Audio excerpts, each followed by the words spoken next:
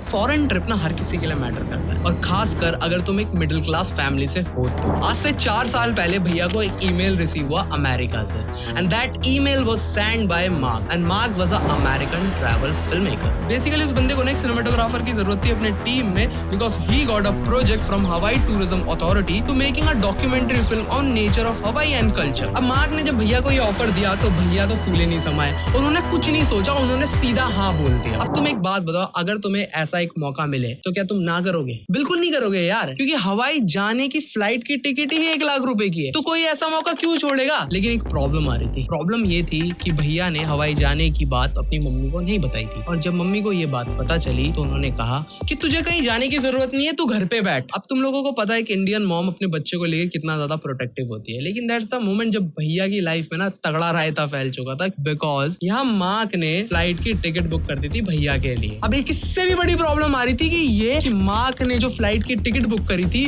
वो अगले रात 11 बजे की थी, और अगले रात 8 बजे तक तो भैया अपने घर पे बैठे हुए थे। ये सोचे जा रहे कि मैं कैसे मॉम को मनाऊं और कैसे जाऊं। अभी रात के 8 बज रहे, भैया के मम्मी पापा और भैया ये तीनों लोग सोफे में बैठ के टीवी देख रहे हैं। मम्मी एक कोने पे बैठी है, भैया एक कोने पे बैठे हैं। ये दोनों ना एक दूसरे की ओर नहीं देख रहे हैं, और भैया के पापा को ना इन दोनों के झगड़े से कोई मतलब ही नहीं था। वो रिमोट से चैनल चेंज कर रहे हैं और कह रहे हैं कि भाई कोई ढंग का चैनल ही नहीं है जिसे देखूं। एंड सडनली उनका रिमोट से चैनल बदलता हाथ एक न्यूज चैनल पर रुक जाता है। भैया मुझे कहता है मैं ना टीवी पे ध्यान नहीं दे रहा था, मैं अपना मुंह उस तरफ करके बैठा हुआ था, लेकिन जैसे ही उस न्यूज की आवाज मेरे कान पे जाती है ना, मेरा पूरा अटेंशन उस न्यूज की ओर चले जाता है। अब तुम्हें पता है उस न्यूज चैनल पे क्या दिखा रहे थे कि 20 साल के लड़के ने अपने छत से कूद के खुदकुशी कर ली क्योंकि उसके माँ बाप ने फोर्सफुली उसे इंजीनियरिंग कॉलेज में डाला था, जबकि उस बंदे का इंटरेस्ट तो एक्टिंग स्कूल में जाने में था। अब भैया देखते हैं कि ये न्यूज ना उनकी मम्मी बड़े गौर से देख रही है। भैया इस चीज में ध्यान नहीं देते, वो उठ के अपने रूम में चले जाते हैं और सोचते कि उनका नेक्स्ट स्टेप क्या होना चाहिए, क्योंकि अब 40 मिनट और गुजर चुके थे। मतलब करीबन 8:40 हो चुका था, और सिर्फ कुछ घंटे बाद फ्लाइट थी हवाई की भैया की। अब बस सोचे जा रहे सॉल्यूशन क्या, कैसे जाओ, ये सारी चीजें दिमाग में चल रही है। टक टक उनके दरवाजे पे एक नॉक नॉक की साउंड आती है। भैया दरवाजे तक जाते, दरवाजा खोलते, देखते मम्मी खड़ी है। मम्मी कहती है कि तेरी फ्लाइट कितने बजे की है?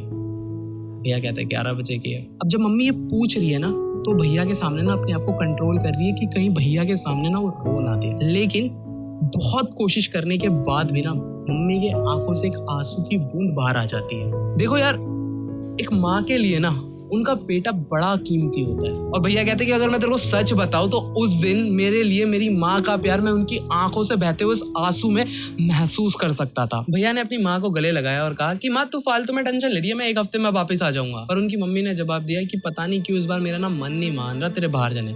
तू बता, मैंने आज से पहले तुझे कभी भी बाहर जाने से रोका है? नहीं रोका ना, इस बार सच में मेरा मन नहीं मान रहा। भैया कहते हैं कि मैं मम्मी की चिंता समझ सकता था, क्योंकि मैं पहली बार एक फॉरेन ट्रिप पे जा रहा था, और अगर तुम एक इंडियन बंदे हो ना तो ये सारी प्रॉब्लम तुम्हारे सामने आएगी, क्योंकि हमारी मम्मियां हमसे बहुत ज्यादा प्यार करती है। देखो यार, अगर तुम एक फॉरेन ट्रिप पे जा रहे हो ना तो थोड़ा सा डर तो लगता है। शायद वो डर इस बात का हो सकता है कि नए लोगों से मिलने का या नई जगह पे जाने का, पर मार्क और काइना बहुत ही अच्छे लोग थे, और भैया का जैसे जैसे वहां समय बीत रहा था उनके साथ उनकी दोस्ती और गहरी होती चली जा रही थी। भैया और मार्क को ना काई की ये वाली बात बहुत ज्यादा अच्छी लगती थी कि जब भी शाम हो जाती थी और इन दोनों का काम, मतलब इन तीनों का काम खत्म हो जाता था, तो काई क्या करता था, इन लोगों के लिए लोकल दारू जुगाड़ करके लाता था। काई भैया और मार्क को कहता था कि वो उनके मेहमान है, और ये जो चीजें वो कर रहा है ना, ये सेवा है उनके लिए। और ये कहते हुए ना बंदा मुस्कुरा देता था। अब हर रोज रात को ना ये लोग दारू पीते हुए एक दूसरे को यहाँ वहाँ की कहानियां सुनाया करता था। कभी मार्क अपने घर के पास वाले अबेंडेंट हॉस्पिटल की भूतिया कहानी इन दोनों को बताया करता था, तो कभी काई अपने पूर्वजों की कहानियों के बारे में बताता। अब इस चीज में ना भैया भी पीछे नहीं थे।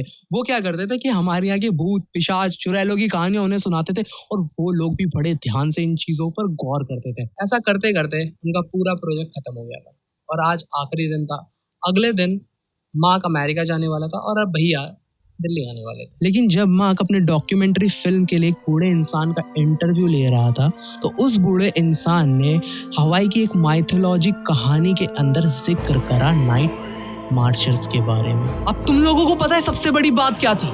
सबसे बड़ी बात ये थी कि पिछले 1 हफ्ते से मार्क और भैया नाइट मार्चर्सों के बारे में लोकलों से पूछे जा रहे, लेकिन कोई भी इनकी शक्ल देख के इस बारे में बताने को तैयार ही नहीं था। इन्हें पता ही नहीं था कि रीजन क्या है। अब तुम लोग बोलोगे कि भैया और मार्क काई से इस बारे में पूछ सकते थे। बिल्कुल पूछा उन्होंने पूरी कोशिश की काई से जानने की, इनफैक्ट पैसा देने की भी कोशिश करी, पर काई की तरफ से सिर्फ एक ही आंसर आता था, sir, if I am not telling you about this, then there must be some reason.